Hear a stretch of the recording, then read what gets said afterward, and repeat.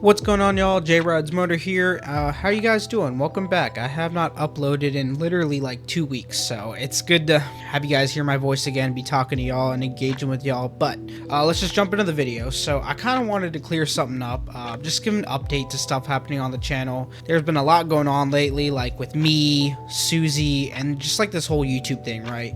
And I've always tried to keep it honest with you guys, be myself, no fake energy, you know, no pretending to be something I'm not, just me, the bike, the road, and my people that I ride with. But you know, time changes, things change. The more you grow, the more you start realizing what's at stake. And what used to feel like just content and vlogs now kind of feels like exposure and, you know, breadcrumbs. We're going to use that term throughout this video. So I wanted to be real with you guys about some of the decisions I had to make with the channel. And, you know, if you kind of noticed, I had to delete a lot of the channels off the video. Like, we were sitting at about 79, almost 75 videos, and now we're at like 35, 36. So yeah, that sucks. It was really hard. I didn't want to whatsoever. Those videos were like pure memories. Some of the people that I still ride with to this day, I met them literally live on camera as you guys watched it, right? And that was kind of the soul of the channel.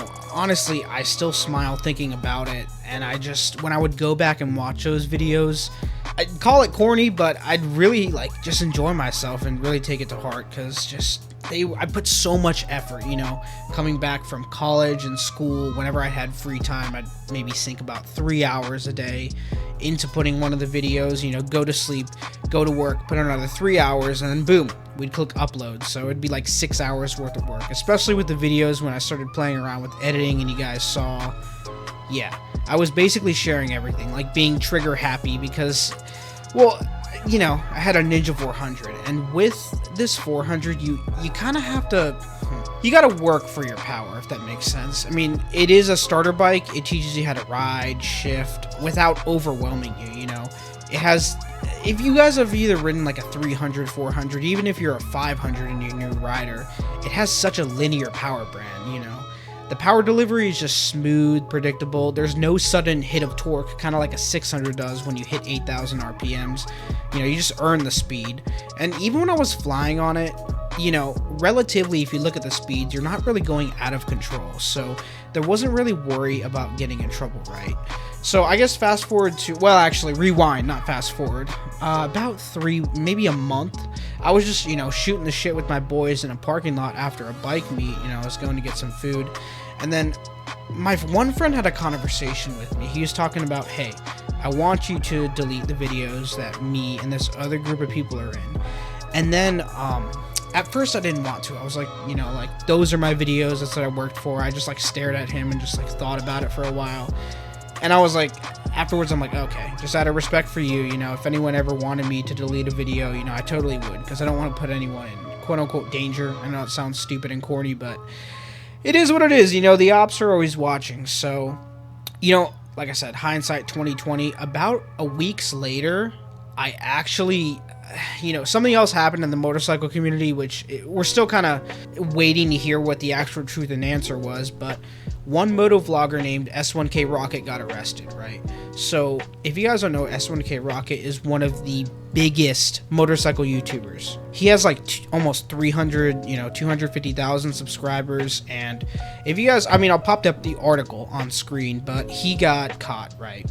So you guys know the video, Chill Ride. He did about 192 miles an hour, either eastbound, no, it was northbound or southbound, one of the Connecticut highways.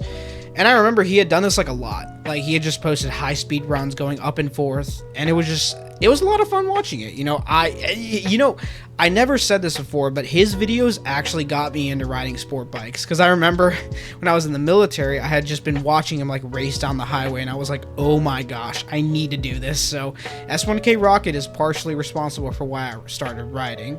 But basically, someone reported him to the governor's office, and I think he actually saw it, and he took it super seriously, so he assigned a bunch of detectives to him to go find out. It was originally an anonymous complaint and stuff, but yeah, he got busted. And now, you know, out of respect for him, I'm not going to show his face, but yeah, he got charged with reckless driving, a couple other charges. He got out on a $5,000 bond. But anyways, I'm getting off topic. So he got caught, And for the biggest, the while when he was posting for a couple years, he just did high speed runs and he like never got in trouble. I think he might be facing a felony actually, which is pretty scary. So, much respect to him. No disrespect. He's a cool guy. I really hope he beats the case and gets through it. So, yeah, we'll wait and see because I know he's been just posting track content. But, yeah, good luck to that guy, and I hope he beats his case. But back to what I was saying. So, after my friend had told me that, I deleted all the videos. I did realize, like, after I saw him got arrested, I was like, oh my gosh, that could be me. The only thing is, with the ninja, a lot of the videos were just like exploration, commentary. It's funny because that was literally like what I wrote in my YouTube description when I started this channel, just because I didn't know what to put. And it was that. It was just, chill. You ride for a bit, you post up, you talk to people, you meet these people in a group ride, you record it. It was okay recording like names, plates, and faces, because maximum I was doing was like, well, the Ninja 400 tops out at 120. I'm not saying that's not dangerous, but, in the world of motorcycles, that's not that bad. Especially because you really had to work to get that power. You had to pin it, like, it would, like, maybe do, like, 110, 115, like, and that's where the power band started to taper off. So the Ninja 400 isn't the most dangerous bike, right? But Susie. When we got Susie, that changed everything. I mean, that thing, below 8,000 RPMs, obviously, it's chilling. But once you hit 8,000 RPMs and start going full throttle on any 600, oh my gosh, the power delivery just picks up there. It is violent. Fourth gear full throttle, you guys have seen, is so unbelievably violent on that bike. There's no words to describe it. If you've ridden a 600 or 1,000, you know what I'm talking about. You get to triple speed stupidly fast, and if you're not paying attention, you're going to go felony speeds in seconds. And on camera, yeah, it looks fast, but it feels way faster in the moment. When you watch the footage back, it's like, oh my gosh, one slip up and you're done. So this bike kind of gets you in trouble even when you're not trying to be reckless. The machine just doesn't care, and I'm sure, in the future, if I ever get a 1,000, it's going to be even worse. So yeah, I had to, reconsider what kind of content I was putting out. Because the truth that no one talks about as a moto vlogger is you got to protect yourself, You live in this strange space, half of you wants to be authentic, show your personality, your locations, the crew, the fun conversations behind the scenes, which I did show for a while, but, the other half of you has to decide to be a ghost, invisible, untraceable, just with no plate, obviously, track use only, but I kind of had to make a choice. Either I would be just like a moto vlogger / lifestyle vlogger, or I would be a high-speed racer, which is what I chose to do, right? There's no official handbook on how to be a moto vlogger, right? And I'm starting to realize, the real pros who, Brian 636, Jixer Bra, they move differently. They don't post every ride. They blur the lines, hold things back, because in this game, oversharing will get you caught. So, going forward on this channel, here's what's going to change. I'm still going to ride. I'm still going to hit twisties. I'll still do group rides. The only thing is, I can't post all the things that I do, which sucks because it's almost like a digital diary. When I would look back on my channel, it'd be like, oh, I did this 8 months ago, or oh, I did that ride with that person across the state. And it just sucks because when you do that, you kind of have to show people's faces, and it's really hard because I remember when I started doing this, when one person wanted me to start blurring them out, it took so long to edit the video. I had to blur, I had to watch it frame by frame by frame, and it wasn't as enjoyable for me. I mean, yeah, I love editing, but it just sucked. Blur this, blur this, blur this. And instead, half the time when I was doing that, I had thought to myself, why am I even doing this? I should not be posting this ride if I have to put this much effort, right?